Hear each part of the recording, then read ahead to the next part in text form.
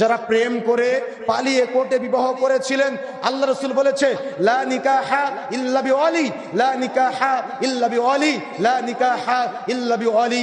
ওলিসরা বিবাহ বাতিল, ওলিসরা বিবাহ বাতিল, ওলিসরা বিবাহ বাতিল। যে বিবাহে ওলি নেই সেই বিবাহ বাতিল, যে বিবাহে ওলি নেই সেই বিবাহ বাতিল। অর্থাৎ ওলিসরা বিবাহ বাতিল। আপনি যে কোর্টে পালিয়ে বিবাহ করেছিলেন, মেয়ের পিতা ছিল না, মেয়ের অভিভাবক ছিল না, আপনি বলতে পারেন মেয়ের বান্ধবী ছিল, মেয়ের দুলাভাই ছিল। মনে রাখা চেষ্টা করবেন, মেয়েরা একা একা বিবাহ করতে পারে না, কোনো মেয়ে বিবাহের সাক্ষী হতে পারে না, কোনো মেয়ে বিবাহের অলি হতে পারে না। মনে রাখার চেষ্টা করতে হবে, কোনো মেয়ে একা একা বিবাহ করতে পারে না, কোনো মেয়ে বিবাহের সাক্ষী হতে পারে না, কোনো মেয়ে বিবাহের অলি হতে পারে না। তাহলে বিবাহ দিবে কে?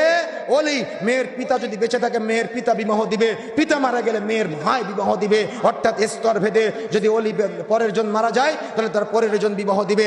যদি অলি না থাকে তাহলে সেই বিবাহ বাতিল, কোর্টের বিবাহ বাতিল। যারা পালিয়ে বিবাহ করেছিলেন, মেয়ের পিতা উপস্থিত ছিল না, মেয়ের মা ছিল, মেয়ের বোন ছিল, এই বিবাহ বাতিল, এই বিবাহ চলবে না। সংসার যারা করতেছেন, জেনার গুনাহ হচ্ছে, সতর্ক হতে হবে, সাবধান হতে হবে।